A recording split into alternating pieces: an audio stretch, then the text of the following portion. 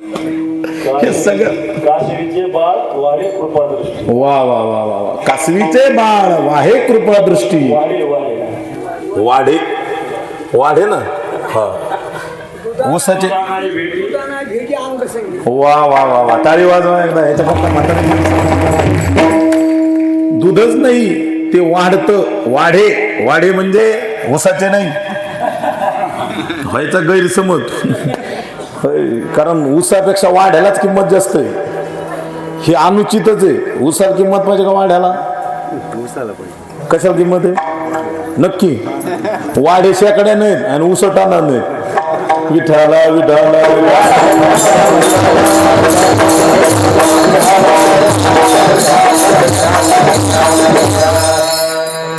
ऐका, सगळ्यात महत्वाचा मुद्दा, कासवीन ज्याप्रमाणे आपल्या पिलाला पाहिल्यानंतर त्या कासविनीच्या नजरेमध्ये ताकद आहे, ते लेकराचे त्या पिलाचं प्रेम भाव सगळा शुद्ध होतो, पवित्र होतो. त्या न्यायानं भगवंताकडे प्रार्थना करायची, देवा आम्ही तुझ्या दारात आलो ना, आता तुला आम्हाला त्या दृष्टीनं पाहावं लागेल. आसना स्वभावालो तुझी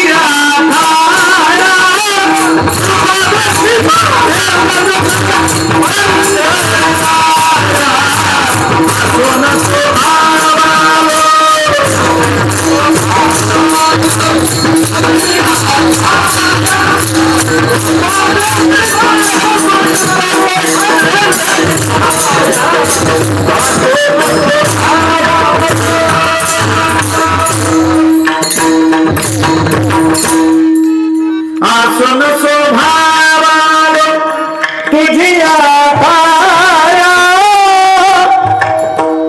कृपा बसती पाहे मजगडे राया. आसन स्वभावालो. तिसरं आहे आज तुमच्या डोळ्या देखत.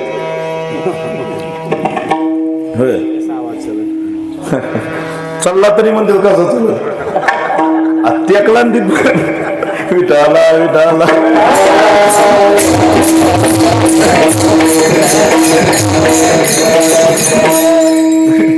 बाप्पालाच काळजी.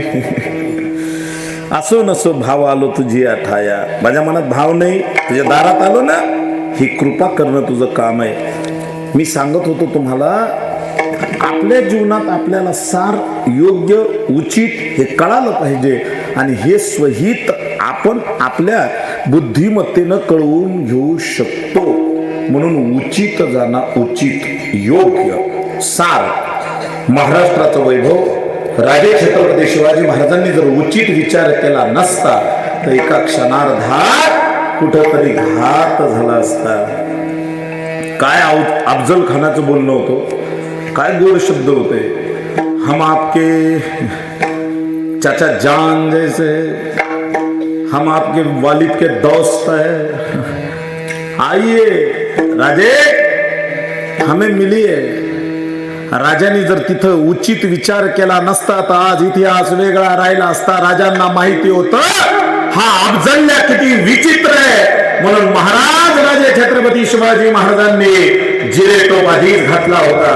महाराजांनी आपली दाढी ही अतिशय माफक अशी व्यवस्थित कापली होती, कारण खानाच्या हातात सापडली नाही पाहिजे. महाराजांनी अंगावर चिलखत अगदी सुंदर घातलेलं होतं. एवढं करून सुद्धा महाराजांच्या लक्षात आलेलं होतं, महाराज राजे माचे सोंड नावाचं ठिकाण प्रतापगडाच्या पायथ्याशी, प्रतापगडाच्या पायथ्याशी खान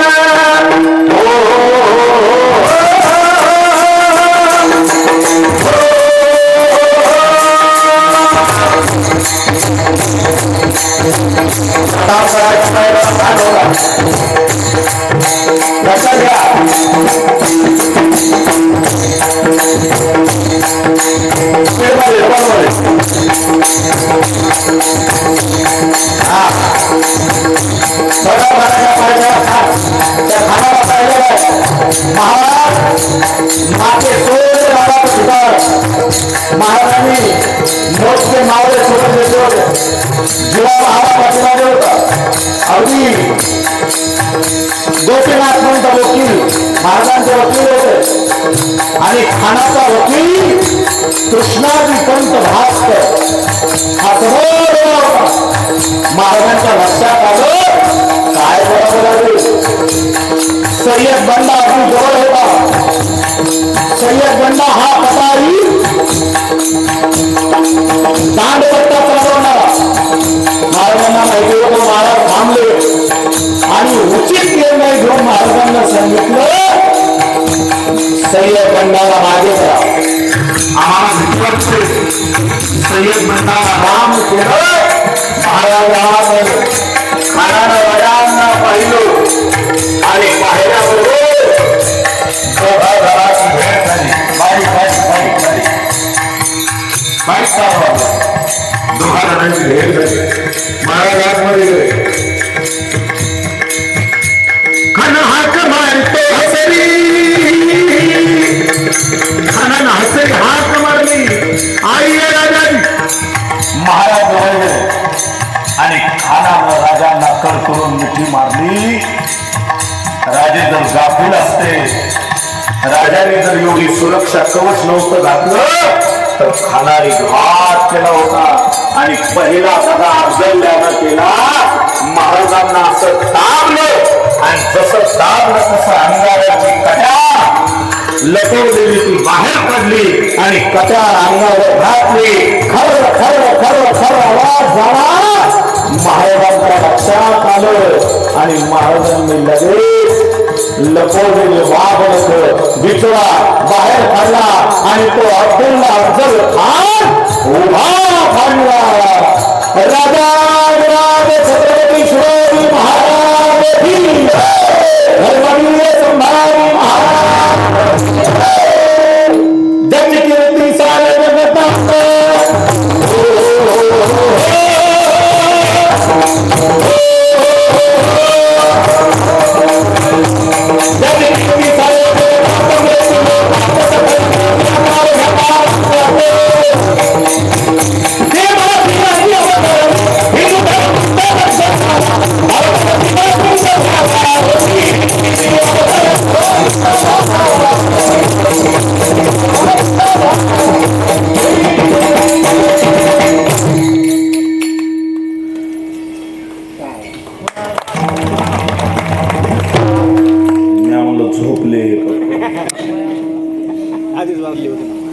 आधी एकदा वाजवले होते.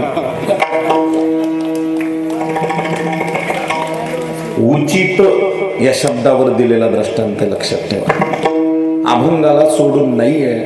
राजांच्या लगेच लक्षात आलं याला उचित बुद्धिमत्ता म्हणतात, उचित मनाचा धाव म्हणतात, उचित योग्यता म्हणतात. आणि जगात ताकद जरी कमी असली तरी बुद्धी श्रेष्ठ आहे. म्हणून बुद्धी सुद्धा उचितच ठिकाणी वापरली पाहिजे.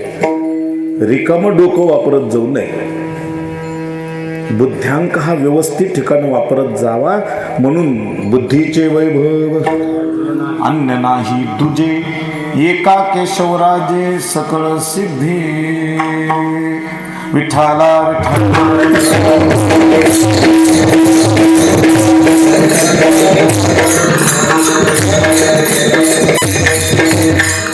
तुम्ही किती हुशार आहे त्या हुशारीला किंमत नाही. तुमचे किती महत्वाचे बुद्ध्यांक आहे त्याला किंमत आहे. मी दृष्टांत पुष्कळ वेळेला दिले असेल पण आज पुन्हा एकदा देतोय. फार गोड दृष्टांत आहे. माणसाला आपल्या विद्वत्तेचा, आपल्या सत्तेचा, आपल्या ज्ञानाचा फार गर्व असतो कधी कधी. आणि ज्ञानाचा गर्व असल्यामुळं तो गर्व कसा खाली उतरतो सांगता येत नाही. बुद्ध्यांक कोणासारखा असावा? बिरबलासारखा. बादशांची बिरबलाची गोष्ट सांगितल्या जाते. घडाभर अक्कल, घडाभर अक्कल. लंकेच्या राजानं घडाभर अक्कल मागितली होती बादशाला. मला हा दृष्टांत लांबवायचा नाही. घडाभर अक्कल मागितली होती. बिरबलानं सांगितलं ठीक आहे. बिरबलाचा त्याला मंत्रीपदावरून कमी केलं. याच्या त्याच्या सांगण्यावरून बिरबलाला बादशाहनं मंत्रीपदावरून बाजूला केलं आणि आपला मेहुणा मंत्रीपदावर बसवला, शेर खान.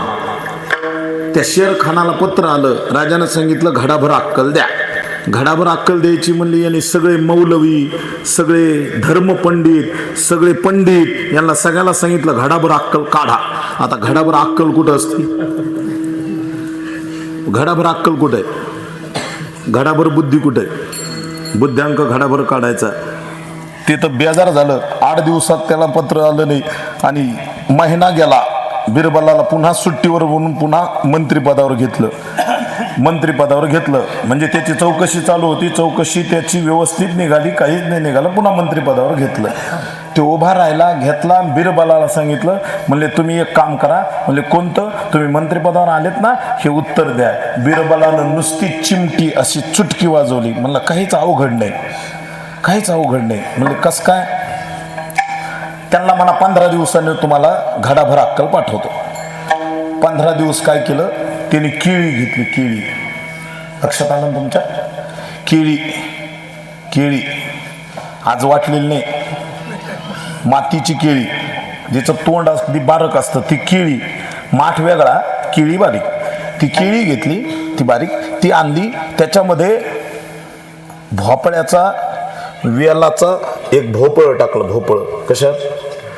त्या केळीमध्ये असे 4 भोपळे भरले. 4 भोपळे भरले. ते भोपळे भरले, ते आणले, ते दिले आणि ते भोपळे आणून सांगितलं हे घ्या.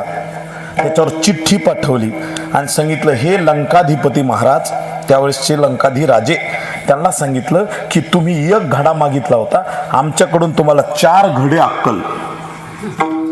4 घडे अक्कल. फक्त एक काम करा, तुमच्या घड्यातली अक्कल काढून घ्या आणि आमचा जो घट आहे, आमचं जी केळी आहे, जशीच्या तशी वापस पाठवा. ही तुम्हाला हात जोडून विनंती.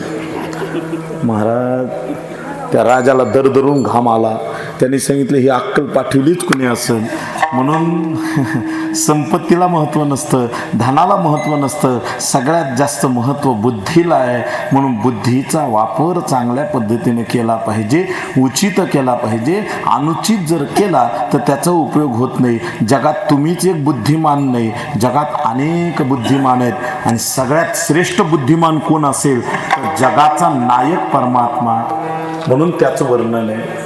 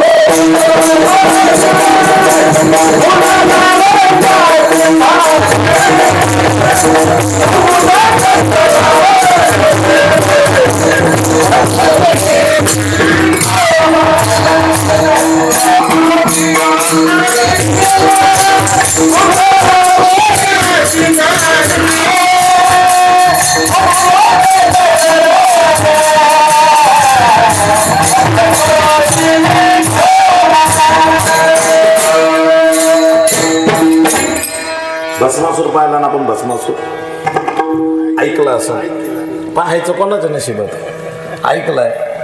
भस्मासूर म्हणजे स्वतःचा घात करून घेणारा. तसा अर्जुन सुद्धा स्वतःला भस्मासूर म्हणून घेत होता.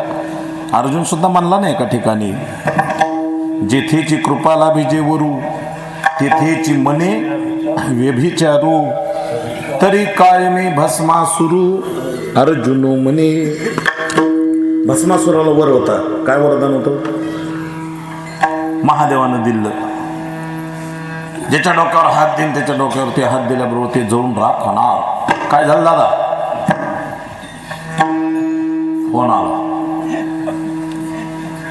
हे असं आहे महाराज, पाय दमच धरीत नाही. त्याच्यामुळे त्यांना पुढे घेऊन बसायचं होतं मला. लक्षात घ्या, भस्मासूर कोणाला म्हणते? जे स्वतःच्या डोक्यावर स्वतः हात ठेवतो, जळून राख होतो.